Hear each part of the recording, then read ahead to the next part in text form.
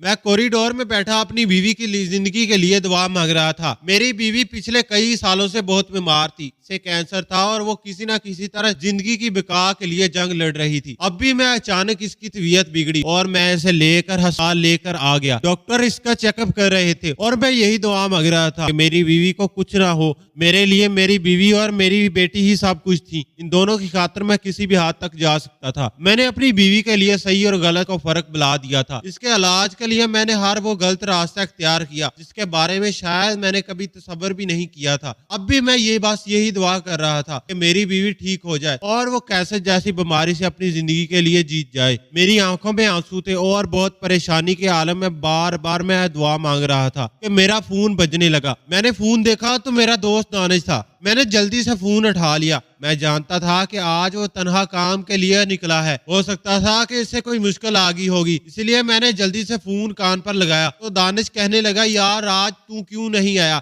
अकेले किसी लड़की को काबू करना बहुत मुश्किल हो जाता है। मैंने इसे बता दिया कि मैं अस्पताल में हूँ, बीवी की हालत ठीक नहीं है। यह सुनकर वो कहने लगा, अच्छा मैं अकेले ही किसी नाजुक चिड़िया को काबू कर लूंगा, तुझे भी पैसे की जरूरत होगी। अगर कोई काबू हो जाए तो मैं शाम तक तुझे पैसे भिजवा दूंगा। मैंने दानिश से कहा, देख यार कोई हसीन चिड़िया तलाश करना ताकि पैसा अच्छा मिले। मुझे बीवी के इलाज के लिए पैसे की बहुत जरूरत है। तुझे तो मालूम है कि तेरी भाभी किस हालत में है। दानिश कहने लगा, फिक्र ना कर यार, मैं खुद अकेले सब कुछ संभाल लूंगा और शाम तक तुझे पैसे भी मिल जाएंगे। इसकी ये बात सुनकर मैं मुतमिन हो गया और मैंने फोन रख दिया। दानिश मेरा कई साल पुराना दोस्त था। हम दोनों मिलजुल कर काम करते थे, लेकिन हमारी दोस्ती घर के बाहर की थी। हमने कभी एक दूसरे के घर में कदम नहीं रखा था, ना ही एक दूसरे की फैमिलीज को देखा था। हमारा काम ऐसा था कि हम बाहर ही किसी होटल पर मिलते और वहीं पर बातचीत करते या फोन पर बात हो जाती। अभी इससे ही बात करके मुझे तसल्ली हो गई थी कि पैसों का इंतजाम तो हो जाएगा। मैंने सर बीच में से निकाल दिया था और आंखें बंद कर ली। मेरी शादी नीलन से तकरीबन 20 साल पहले हुई थी। हम दोनों एक दूसरे से बहुत मोहब्बत करते थे और इसी मोहब्बत के नतीजे में हमने घर से भाग कर शादी की थी। न मेरे घर वालों ने नीलम को कबूल किया था, न नीलम के घर वालों ने मुझे, और हमने नए शहर में आकर अपनी नई दुनिया बसा ली थी। मैं बहुत ज्यादा पढ़ा लिखा नहीं था, बहुत अच्छी नौकरी मुझे मिल नहीं सकती थी और जो नौकरी मिली थी इसी में गुजर बसर होना मुमकिन नहीं था। फिर भी जैसे तैसे हमने गुजारा कर लिया। नीलम मुझसे बहुत मोहब्बत करती थी। इसने मुझे कभी हालात की शिकायत ना की। वो रूखी सूखे में भी मेरे साथ बहुत खुश रहती थी। लेकिन शादी के 2 साल बाद ही खुदा ने हमारी गोद में रीमा को डाल दिया। रीमा पैदा हुई तो खर्चे बढ़ गए। इसकी जरूरियात और ख्वाहिशात ने मुझे मजबूर किया कि मैं मजीद और नौकरी करूं। बहुत तलाश करने पर मुझे कोई दूसरी ढंग की नौकरी ना मिली। अब मुझे दानिश मिला और फिर इसने मुझे अपने साथ ही काम में मलबूस कर लिया, जो वह खुद काफी अरसे से करता था। वो मेरा ही हम उम्र था। वो मुझे एक कैफे पर मिला था जहाँ मैं परेशान के आलम में बैठा आंसू बहा रहा था। वो खुद ही मेरे पास चला आया और फिर इसने मेरी तकलीफ सुनी तो इसने अपने साथ मुझे काम में शामिल करने की दावत दी। मैंने काम सुना तो पहले मना कर दिया। मैं शरीफ और एक इज्जतदार घराने से तल्लक रखता था, लेकिन फिर कुछ ही दिनों बाद मुझे एहसास हुआ कि रीमा और नीलम के खातिर मुझे कुछ न कुछ तो करना होगा। और इस वक्त मैंने दानिश से हाथ मिला लिया था। दानिश के साथ काम शुरू किया तो मुझे पता चला कि काम बहुत ही आसान था, ज्यादा कुछ मुश्किल नहीं था। हफ्ते में सिर्फ एक बार ही मैं और दानिश किसी सोने की चिड़िया पर हाथ डालते और हमारा पूरा हफ्ता कई महीने बहुत आसानी से निकल जाते। कभी कभी नीलम मुझसे पूछती कि अचानक तुम क्या करने लगे हो, क्या हमारे हालात बदल गए हैं? मैंने यही बताया कि मैं साथ पार्ट टाइम भी नौकरी करता हूँ और इसी से एक्स्ट्रा खर्चा निकल आता है। नीलम एक बहुत ही शरीफ लड़की थी। अगर मैं इसे काम के बारे में बताता तो वो मुझे कभी कबूल न करती और फिर ये काम बताने वाला नहीं था। इसलिए मैंने दानिश के साथ मिलकर दुनिया की नजरों से छुपकर ये काला धंधा शुरू कर दिया। अलबत्ता अक्सर फैमिलीज मुझे कहती कि देखो कभी किसी गलत रास्ते पर न चलना। शायद इसे इतना ज्यादा पैसा देखकर मुझे शक होता था या फिर वो ऐसे मेरी फिक्र करती थी। मैंने इससे वादा किया था कि मैं भी ऐसे और अपनी बीवी को कोई तकलीफ नहीं होने दूंगा। और ऐसे में हमने एक दूसरे के साथ जिंदगी के 20 साल गुजारे थे। हमारी बेटी भी 18 साल की हो गई थी। वो कॉलेज में पढ़ती थी। वह बिल्कुल हूबहू अपनी माँ जैसी खूबसूरत और हसीन थी। जैसे ही वो नौजवान हुई तो मुझे इसकी शादी की फिक्र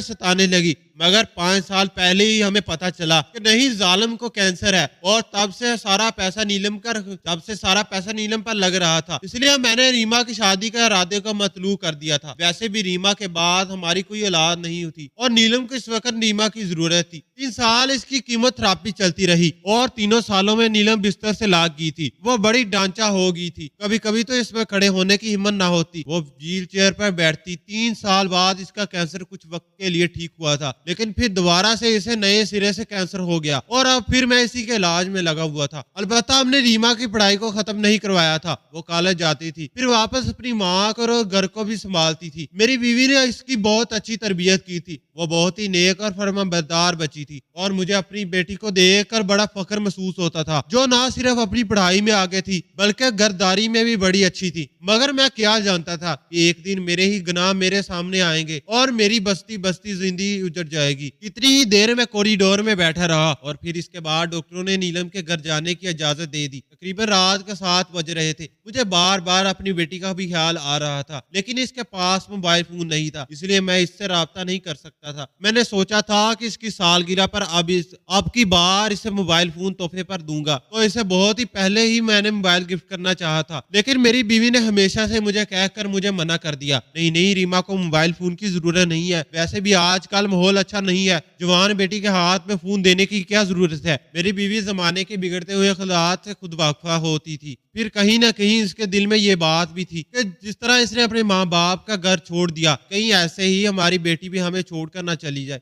हमने जो किया था इसी से हम खौफ खाते थे कि कहीं हमारी औलाद भी वैसा ही ना कर बैठे। माँ बाप का दुख और तकलीफ क्या होती है, इसका एहसास हमें खुद माँ बाप बनने के बाद हुआ था। इसलिए नीलम ने मुझे फोन नहीं देने दिया था, मगर मुझे अब लग रहा था कि रीमा को फोन की जरूरत है।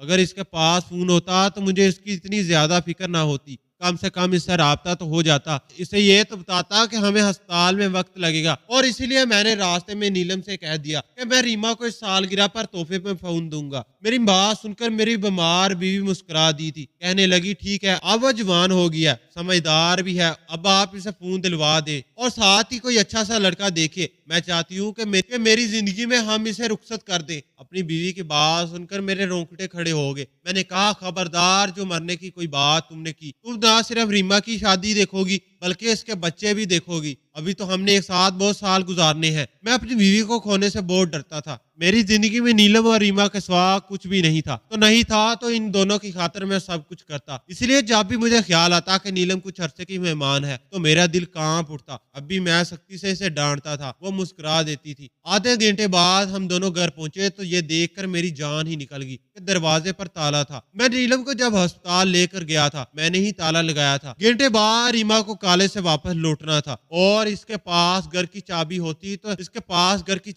थी, लेकिन शायद रीमा घर नहीं पहुंची थी, इसलिए घर के दरवाजे पर भी अभी तक ताला लगा हुआ था। लेकिन अगर मेरी बेटी घर नहीं आई थी तो वो कहाँ गई थी? मैंने अपने पड़ोस का दरवाजा बजाया और पूछा तो सबने यही कहा कि आज रीमा कॉलेज से वापस लौटी ही नहीं थी। हमें लगा कि शायद वह आपके साथ अस्पताल में होगी। पास पड़ोस वालों ने नीलम की बीमारी का पता पूछा, इसलिए वह समझ रहे थे कि रीमा भी मेरे साथ अस्पताल में है। नीलम की तो ये देखकर तबीयत ही खराब होने शुरू हो गई थी। इसकी बेटी अभी तक घर नहीं पहुंची थी। नीलम ने मेरा हाथ पकड़ा, रोने लग गई। पता नहीं रीमा कहाँ है, हमारा तो इस शहर में कोई नहीं है। वो कॉलेज से सीधी घर ही आती थी, इसकी तो ज्यादा किसी से दोस्ती भी नहीं थी। मैंने नीलम को एक तरफ बिठाया और मैंने नीलम से इन दोनों के दोस्तों का पता पूछा और खुद इसे तलाश करने के लिए निकलने लगा, लेकिन नीलम जिद करने लगी कि मैं भी साथ चलूंगी। मैंने पहले तो इसे आराम का कहा, मगर जब इसके आंसू देखे तो इसे भी गाड़ी में बिठा लिया। फिर हम बारी बारी रीमा के दोनों दोस्तों के घर गए, लेकिन दोनों ने कहा कि वो आज कॉलेज से हमारे साथ निकली थी, फिर हमारे रास्ते अलग हो गए थे और फिर वो घर की तरफ चली गई। इसे घर में ही जाना था, इसने कहीं और जाने की बात नहीं की थी। ये सुनकर मेरे सर की रगें दर्द करने लगी थी। मैंने अपने हाथ से अपनी कपड़ी दहाई और नीलम पूछने लगी कि क्या हुआ है, रीमा की दोस्तें क्या कह रही हैं। इसकी हालत ऐसी नहीं थी कि मैं ऐसी कोई भी बुरी खबर सुनाता, लेकिन मजबूरी थी, इसलिए मैंने इसे बता दिया कि इन दोनों को नहीं मालूम कि वो कहाँ है। ये सुनकर नीलम फूट फूट कर रोने लगी। इसकी तबीयत खराब होने लगी थी। मैंने इसे समझाया कि ये रोने का वक्त नहीं है। अगर तुम्हारी तबीयत खराब हुई तो रीमा को तलाश करने के बजाय मैं तुझे अस्पताल ले जाना पड़ेगा। मेरी बात सुनकर इसने खुद को संभाल लिया था। मैंने यहाँ वहाँ गाड़ी दुरा रहा था, मुझे समझ नहीं आ रहा था कहाँ जा सकती है, कहाँ तलाश करूं। इस शहर में हमारा था ही कौन। इतने में ही दानिश का फोन आने लगा। मैंने इसका फोन काट दिया। यह वक्त भी काम करने की बात का नहीं था। मुझे अपनी बेटी की तलाश थी। मैंने फिर 2-3 चक्कर काले से घर तक मारे, लेकिन कुछ नहीं पता चला। और फिर दोबारा दानिश का फोन आने लगा। मैंने फोन उठाकर कान से लगाया और उसने कहा, यार मैं बड़ी मुश्किल में हूँ, बेटी का कुछ पता नहीं है और न जाने कहाँ चली गई है, मैं बाद में बात करता हूँ। वो कहने लगा, तुम परेशान ना हो, मुझे बताओ तुम कहाँ हो, मैं आता हूँ, मिलकर तलाश करेंगे। वैसे भी आज एक बहुत खूबसूरत सोने की चिड़िया हाल लगी थी, सौदा भी ठीक ठाक हुआ है, मैंने तुम्हें तुम्हारे पैसे भी दे दूंगा, लाख रुपया तुम्हारे हिस्से में आएगा। यह सुनकर मैं दंग रह गया, क्योंकि आज तक कभी मेरे हिस्से में इतना पैसा नहीं आया था। वो ज्यादा से ज्यादा 50,000 मेरे हिस्से में आता था। मैंने इसे अपनी लोकेशन बताई और अपने घर के पास ही बुला लिया। नीलम भी गाड़ी में मौजूद थी। आम हालात में कभी नीलम को दानिश से नहीं मिलवाता, लेकिन इस वक्त मजबूरी थी। दानिश आया तो नीलम ने अपने मुंह पर दुपट्टा डाल लिया और सलाम दुआ करके इसने मुंह फेर लिया। मेरी बीवी इतनी शरीफ और इज्जतदार औरत थी, इसने कभी मेरे किसी दोस्त के सामने आने की कोशिश नहीं की थी। दानिश मुझसे पूछने लगा कि बेटी कहाँ है, कहाँ से गायब हुई। आज तक कभी खुलकर हमारी बच्चों को लेकर कभी कोई बात नहीं हुई थी और ना ही मैं जानता था कि दानिश के कितने बच्चे हैं, क्या करते हैं, और ना ही इसे कुछ मालूम था। मैंने इसे बताया कि मेरी बेटी का नाम रीमा है, वो 18 साल की है, कॉलेज में पढ़ती है। मैं हसाल में था, इसे घर खुद वापस लौटना था, मगर जब मैं रात को घर पहुंचा तो घर पर ताला था और पता चला कि वो कॉलेज से घर लौटी ही नहीं। पता नहीं यार कहाँ चली गई है। मैं बहुत ज्यादा फिक्रमंद था। कुछ देर बाद दानिश खामोश रहा और फिर कहने लगा, यार जो सोने की चिड़िया मेरे हाथ लगी है, इसका तल्लक किसी कॉलेज से है जिसका नाम तुम बता रही हो। और फिर दानिश ने अपना मोबाइल निकाल कर इसकी तस्वीर मुझे दिखाई, जिसका सौदा एक कोठे पर करवाया था और बदले में 2 लाख रुपए लेकर आया था। लेकिन जैसे ही मेरी नजर इस तस्वीर पर पड़ी, मेरे कदमों तले से जमीन निकल गई। मैंने दानिश को गिलेबान से पकड़ लिया और कहा, ये मेरी बेटी रीमा है, तूने क्या किया इसके साथ, कहाँ बेच दिया मेरी बेटी को। मेरी बात सुनकर वह घबरा गया, कहने लगा, मुझे क्या मालूम था ये तेरी बेटी है, और ये मैंने तो बस इसे अकेले काले से वापस घर लौटते हुए देखा तो मुझे लगा कि ये बहुत ही हसीन लड़की है, अगर इसे कोठे पर ले जाकर बेचूंगा तो खूब पैसा मिलेगा। और ऐसा ही हुआ, मैंने इसे ले जाकर कोठे पर बेचा तो नूरजहां बाई इसे देखते ही दीवानी होगी और इसने मुंह मांगी कीमत दी और 2 लाख रुपए मुझे पकड़ा दिए। कहने लगी, ऐसा नायाब हीरा कभी कभी ही मिलता है। मैंने दानिश के मुंह पर एक थप्पड़ मारा और कहा, तूने मेरी बेटी का सौदा कर दिया, तुझे जरा भी शर्म नहीं आई। 1 लाख रुपया मेरी गाड़ी में ही पड़े थे। दानिश कहने लगा कि तूने भी बराबर का हिस्सा लिया है, हम हमेशा दूसरों की बेटियों को बेचते आए हैं। जब तुझे तकलीफ नहीं हुई आज से पहले कभी तो तूने इस काम पर शर्म नहीं की, आज अपनी बेटी की बात आई तो तूने मुझ पर हाथ उठा रहा है। वह गुस्से में बावरूर हो रहा था और नीलम जो गाड़ी में बैठी थी ये सारा मंजर देख कर नीचे उतर आई थी। इसके चेहरे से दुपट्टा हट गया। वो परेशान के आलम में पूछ रही थी कि क्या हुआ दानिश। दानिश की नजर जैसे ही चेहरे पर पड़ी तो वो जान गया कि इसने वाकई ही मेरी बेटी को बेचा है, क्योंकि नीलम और रीमा बिल्कुल एक जैसी शक्ल और सूरत की मालिक थी। वो खुद ही परेशान हो गया, कहने लगा, परेशान ना हो, कुछ करते हैं, पहले भाभी को घर छोड़ फिर हम जाकर नूरजहां बाई से बात करते हैं। नीलम गुस्से में कहने लगी, मुझे बताओ ये सब कुछ क्या हो रहा है। और फिर इस पर वो राज खुल गया जो मैंने बहुत अरसे से इसे छुपाया हुआ था। मैंने इसे बताया कि असल मामला क्या है और ये सुनकर वो चकरा गई, मुझे नफरत की नजर से देखने लगी। कहने लगी कि तुमने हमेशा दूसरों की बच्चियों के साथ बुरा किया, आज किस्मत ने वही हमारी बेटी के साथ कर दिया। एक बेटी के बाप होकर तुम इतना कैसे कर सकते। तुमने कभी नहीं सोचा कि हमारी भी एक बेटी है। तुम्हें क्या लगा था कि हराम के पैसे कमा कर तुम्हें सुकून आ जाएगा, हमारी जिंदगी में खुशियां आ जाएंगी। देख लो हमारे हराम के पैसे ने मेरे इलाज में खर्च होते हैं। तुम्हें अब भी समझ नहीं आ रहा कि ये सब कुछ तुम्हारा हराम की कमाई की वजह से हो रहा है। नीलम मुझे ही भला कह रही थी और मैं शर्मिंदगी से सर झुका रहा था। मैं नीलम से माफी मांगने लगा। फूट फूट कर रोते हुए उसने मेरा गिरबान पकड़ा और कहने लगी, मुझे मेरी बेटी वापस चाहिए, मैं तुम जैसे शख्स को कभी माफ नहीं कर सकता। बड़ी मुश्किल से मैंने नीलम को संभाल कर घर पहुंचा दिया। इसकी तबीयत काफी बिगड़ चुकी थी।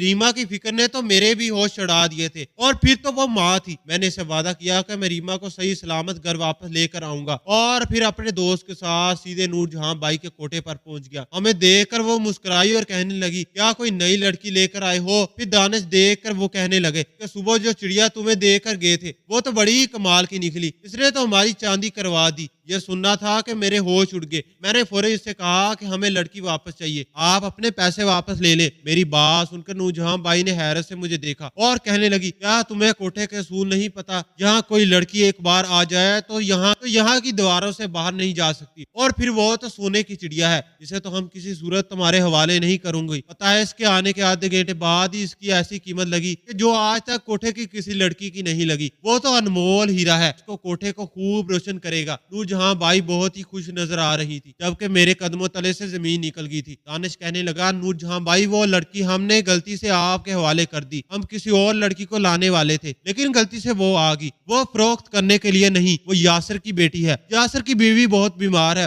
वो कैंसर की मरीज है, अपनी बेटी के लिए परेशान है। गलती से हमने अपनी बच्ची आपके हवाले कर दी। आप अपने पैसे वापस ले लें और हमारी बच्ची हमें वापस दे दें। दाने हाथ जोड़कर नूरजहां बाई से इल्तिजाज करने लगा। पहले तो नूरजहां बाई हैरान हुई और फिर इसने मेरी हालत देखी और कहने लगी कि कोई बात नहीं, बच्ची तुम्हारी हो या किसी और की, हमने तो खरीदी है और तुम लोग ही लाकर हमें माल देते हो। मैं पैसा दे चुकी हूँ और बच्ची गाहक के साथ है, इसलिए अब इसकी वापसी भूल जाओ। अपनी बीवी को तसल्ली दो, जिस तरह दूसरी औरतें अपनी बच्चियों को भूलती हैं। अपनी बीवी से कहो कि वो भी भूल जाए, रीमा गाहक के साथ है। ये सुनकर मेरे सर पर आसमान गिर पड़ा। मैं गुस्से से खड़ा हुआ और नूरजहां बाई से कहा, सीधी तरह मेरी बेटी मुझे वापस कर दो, वरना इस कोठे का हाशर बिगाड़ दूंगा। गुस्से के आलम में मैंने जेब में से रखा पिस्टल निकाला और नूरजहां बाई के माथे पर लगा दिया। वो एकदम ही घबरा गई थी। हम बहुत ही सालों से आ रहे थे, इसलिए हमारी न चनक होती थी, ना ही हमसे हमारा असला लिया जाता था। इसलिए मैंने मौके का फायदा उठाया और इसे टारगेट करते हुए कहा कि अगर मेरी बेटी को फोन यहाँ नहीं बुलवाया तो मैं ये ट्रिगर दबा दूंगा। मेरी बात सुनकर इसने मुलाजमा को इशारा किया और फिर कुछ देर बाद मुलाजमा दौड़ी हुई आई और कहने लगी, इस लड़की ने अपनी नब्ज काट ली है। गाहक भी परेशान खड़ा है और वो भी लड़की बेहोश हुई है, चादर खून से भरी है। यह सुनता देखकर मैं अंदर की तरफ दौड़ा और देखा तो मेरी बेटी फर्श पर पड़ी थी। इसका खून चारों तरफ फैल रहा था और इसने अपनी इज्जत गंवाने के बजाय अपनी जान देना मुनासिब समझा था। मैंने इसे गोद में उठाता बाहर निकाला था और नूरजहां बाई को दानिश ने संभाला था। इसे गाड़ी में डालकर मैं अस्पताल ले गया और फिर वहां बड़ी मुश्किल से इसका इलाज शुरू हुआ। खुदकुशी का मामला था, इसीलिए कोई हाथ नहीं लगा रहा था, मगर मैंने मिन्नत समाजत की और तब कहीं जाकर इसका इलाज शुरू हुआ। फिर वो होश में आई तो मैं इसे सीने से लगा लिया। वो फूट फूट कर रोने लगी और मैंने इसे तसल्ली दी और घर लेकर नीलम के पास पहुंचा तो नीलम इसे गले से लगा कर रोने लगी। माँ बेटी एक दूसरे से मिलकर आंसू बहा रहे थे और मैं किसी मुजरिम की तरह सर झुकाए पीछे दरवाजे पर ही खड़ा था। जानता था कि अब मेरी बीवी कभी मुझसे मोहब्बत नहीं करेगी और ना ही वो कभी मुझ पर एतबार करेगी। अपनी बेटी को इस कोठे पर देखकर मेरी जान ही निकल गई थी और मुझे समझ आ गया था कि अब तक मैंने किसी दूसरे लोगों की तकलीफ पहुंचाई है। जब वो दोनों खामोश हो गए तो मेरी बेटी को मेरी बीवी ने ये इसके कमरे में पहुंचा दिया। मेरी बेटी कुछ भी नहीं जानती थी और ना ही मेरी बीवी ने इसके सामने कुछ कहा था, लेकिन जब वो वापस लौटी तो वो बहुत गुस्से में थी। मैं तुम्हारी शक्ल भी नहीं देखना चाहती, मुझे हराम की कमाई की जरूरत नहीं है, तुम यहाँ से जा सकते और अगर तुम नहीं जाओगे तो मैं अपनी बेटी को लेकर सुबह ही चली जाऊंगी। मैं अपनी बीवी के कदमों में बैठ गया और कहा, मुझसे गलती हो गई है, मुझे माफ कर दो। वो कहने लगी, गलती नहीं, तुमने गुनाह किया है। खुद की बेटी पर बात आई तो तुम्हें ये एहसास हो रहा है कि तुमसे गलती हो गई है। तुमने सोचा है कि तुमने कितनी लड़कियों की जिंदगी बर्बाद की है, कितने माँ बाप को तकलीफ पहुंचाई है, कितने लोगों की बददुआएं हमारे पीछे हैं। क्या तुम्हें लगता है कि यह हमारे सब करने के बाद मैं ठीक हो जाऊंगी? क्या तुम्हें पता है कि किसी के माँ बाप की दुआ हमें लगी हो, जो हमारी जिंदगी से सुकून खत्म हो गया? जब मैंने और तुमने शादी की थी तो हम कितनी मोहब्बत एक दूसरे के साथ रखते थे। अल्लाह ने बेटी को हमारी गोद में डाला था, लेकिन तुमने नाशुक्री की गुनाह के रास्ते पर चल पड़े। मैंने तुम्हें हमेशा कहा कि कोई गलत काम न करना, लेकिन फिर भी तुमने ऐसा गुनाह किया कि शायद जिसकी कभी भरपाई ना हो सके। मेरे साथ तो जो होना था हो गया। मैं नहीं चाहती कि तुम्हारे गुनाहों की वजह से मेरी बेटी को भी कुछ सहना पड़े, इसलिए तुम हमें छोड़कर चले जाओ। नीलम बुरी तरह रो रही थी। मैं इसके कदमों में बैठ गया कि मैं तुम लोगों के बगैर कुछ भी ऐसा नहीं करूंगा। मैं अपनी गलती पर पछता रहा था। मेरी बीवी ने मुझसे कुछ ना कहा और उठकर रीमा के कमरे में चली गई। हम दोनों एक ही घर में बच्चों की तरह जिंदगी गुजारने लगे। मैंने दानिश से अपना राब्ता खत्म कर दिया था। वो शायद अब भी इसी काम में था, लेकिन मैं ये गलत काम नहीं करना चाहता था। मैंने मेहनत करनी शुरू कर दी थी। धीरे धीरे नीलम की सेहत बेहतर होने लगी थी। डॉक्टर ने बताया कि इसका कैंसर खत्म हो गया है और कुछ अरसे में वो पूरी तरह ठीक हो जाएगी। हमने अपनी बेटी का एक अच्छे घर में रिश्ता देकर इसकी शादी भी कर दी थी। कुछ साल गुजरे तो नीलम ने मुझे माफ कर दिया, मगर सच तो ये है कि मैंने आज भी अपने गुनाहों पर पछताता हूँ। ये कुछ मैं कभी वो रात नहीं भूल सकता जब मैंने अपनी बेटी के लिए दीवानों की तरह यहाँ वहाँ फिर रहा था, और जब मैंने इसे नूरजहां बाई के कोठे पर देखा तो मुझे लगा था कि जैसे मैं हमेशा के लिए मिट्टी में दफन हो गया हूँ। अपनी लाद को ऐसी जगह देखकर मेरी रूह फना हो गई थी और मुझे इस वक्त एहसास हो गया था कि आज तक मैंने कैसा जुल्म दूसरे लोगों पर किया है। हमारी आज की कहानी आपको कैसी लगी? कमेंट बॉक्स में अपनी राय का इजहार जरूर करें, और मजीद इस तरह की सबक आवाज कहानियां सुनने के लिए हमारी वीडियो को लाइक शेयर करें और हमारे चैनल को सब्सक्राइब जरूर करें।